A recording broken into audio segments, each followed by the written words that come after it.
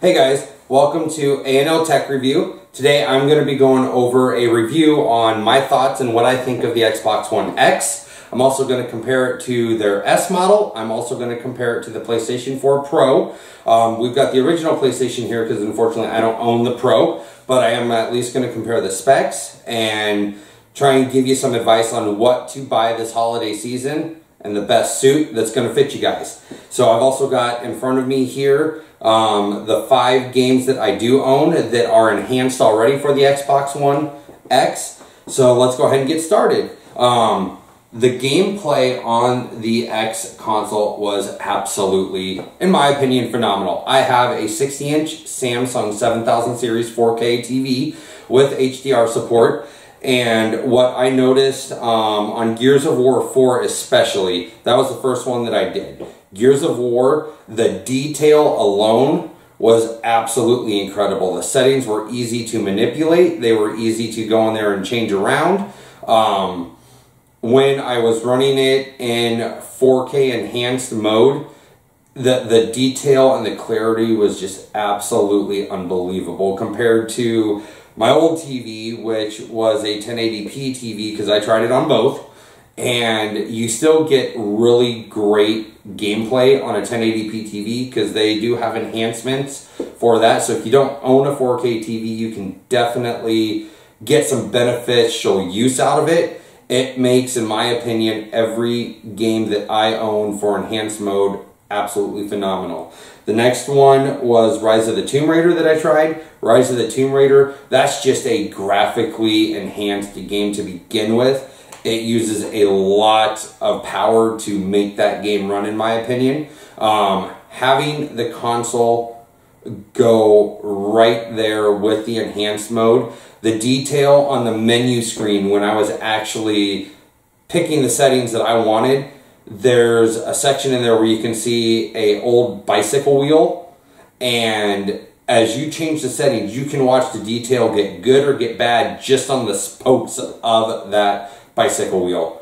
I'm telling you guys, this console, gameplay-wise, you will not be disappointed whatsoever. The specs compared between the S model and the X are definitely different. You are talking on the Xbox One X, a 8-core AMD CPU at 2.3 gigahertz. You're also talking 12 gigs of DDR5 graphical memory, as well as a teraflop that does, or a GPU that does 6 teraflops of performance, so 40 computing units.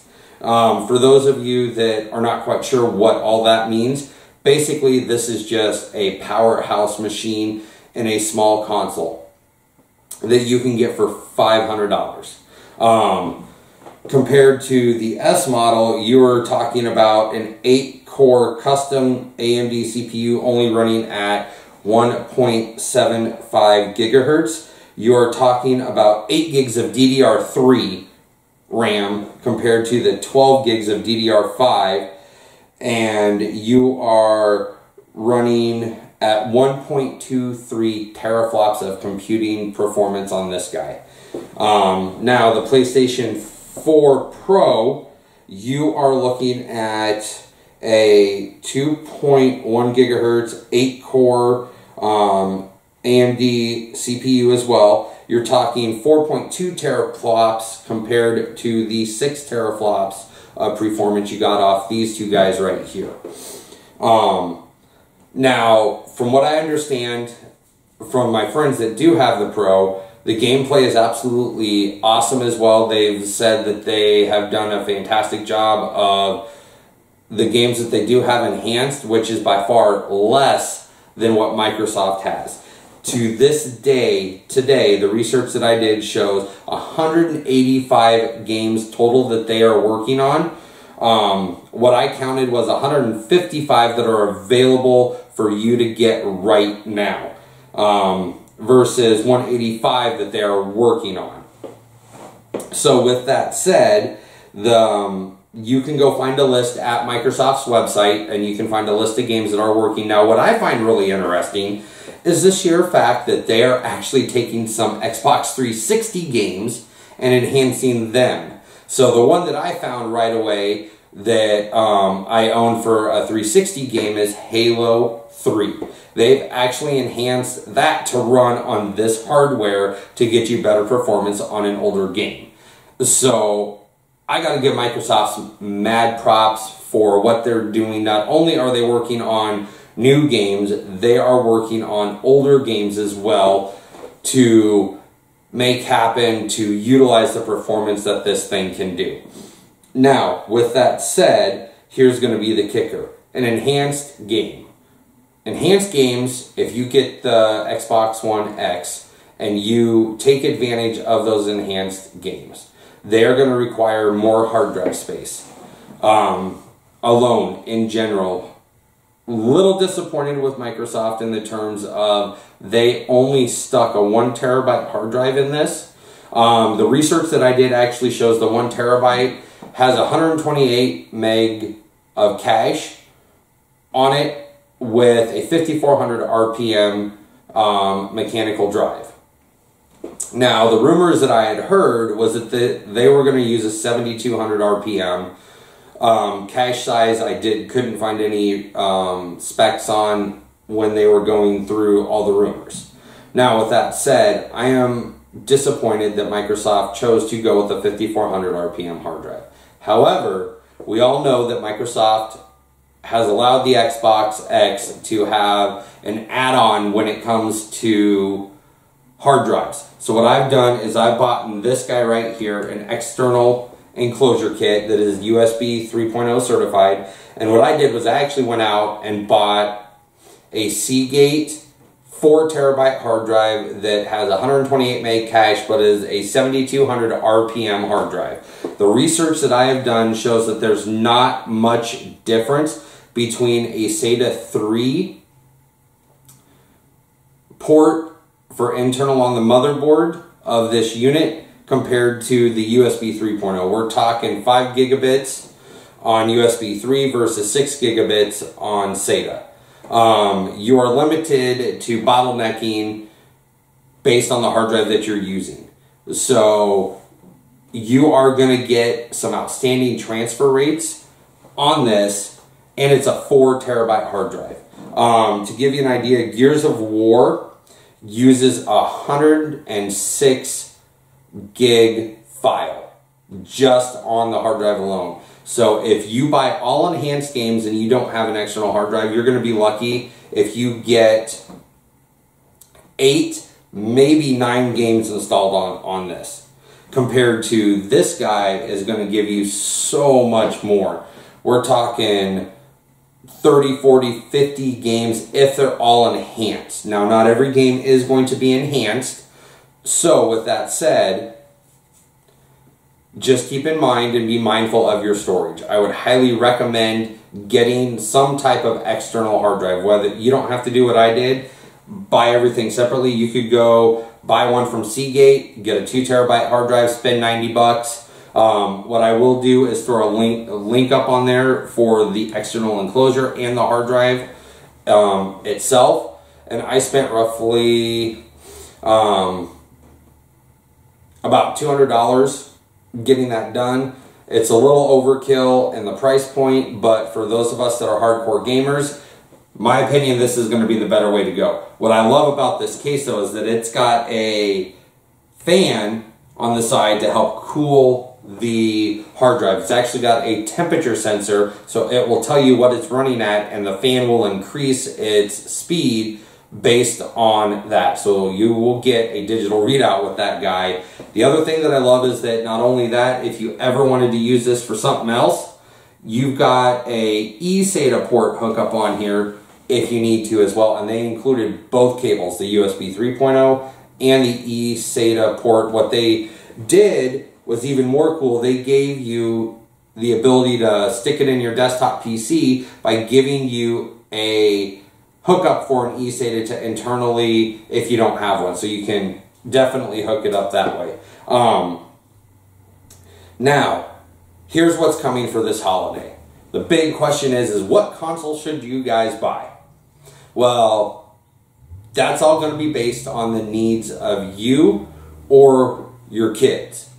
So if you're looking for a great deal, you're looking for something to get them started, you're looking for something that is going to take advantage of a few things because you plan on upgrading to a 4K TV, the great deals are going to be on the Xbox One S and also the PlayStation 4. Their slim model that they're going to be advertising. What I have found is that Walmart and Best Buy are going to be running the PlayStation 4 at $200. So that's just a console by itself, and you can go pick them up and you're good to go. So now you're saving roughly about $50 because they charge about $250 for this unit right here. Here's the big deal.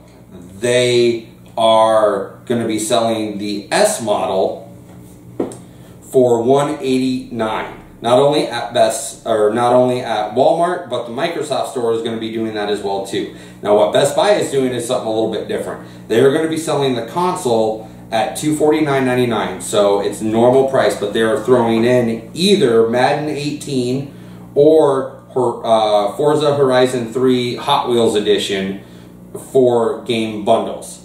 Now the other thing that they're doing on select 500 gigabyte hard drive storage size S models, they are also going to be throwing in a free controller with it.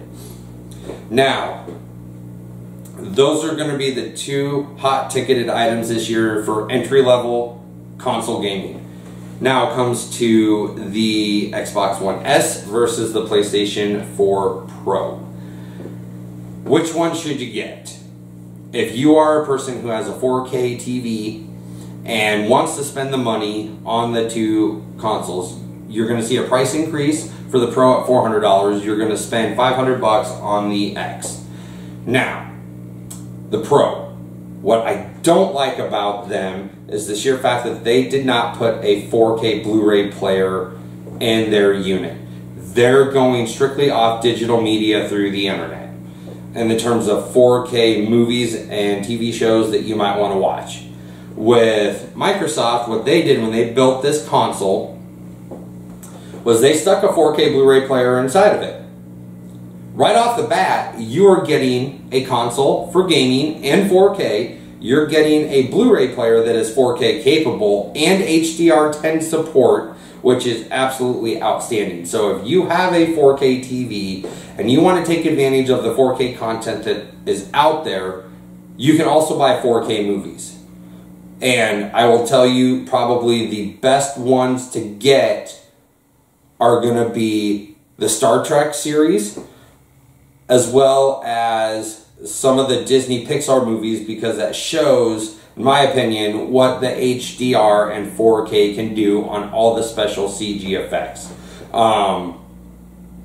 They haven't done a lot of the Marvel movies in 4K, unfortunately, so they can't really show off what it can do through those. I wish they would. I wish they would film those in 4K. I wish they would do them in 4K. They're absolutely fantastic. Now, the other movies that I have got are going to be Batman vs. Superman, Wonder Woman, and the original Superman movie that they redid here not too long ago. Those are also in 4K, and they're absolutely, in my opinion, unbelievable in picture quality. Having a 4K TV and having a 4K Blu-ray player is worth it. The big question is do you want more than one device sitting underneath of your TV or one device that does both? This is what I would pick over the PlayStation Pro any day of the week. The extra $100 gets you a 4K Blu-ray player. You cannot go buy a regular 4K Blu-ray player for $100. You're going to spend more.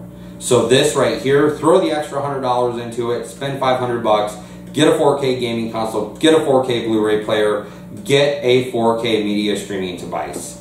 That is my recommendation. That is what I would do. You can add on the rest later. Guys, I hope this helps. I hope you guys enjoy your Christmas and try and survive Black Friday shopping. And please remember to give this a thumbs up and like this video. Leave me comments. As well as, please don't forget to subscribe to my page. What I am shooting for is, on this video, is to get at least 50,000 likes, and I would like to grow my subscriber base by 30. So please help me out and enjoy. Thank you. This has been an A&L Tech Review. Once again, I am Adam, and I want to thank you for your time.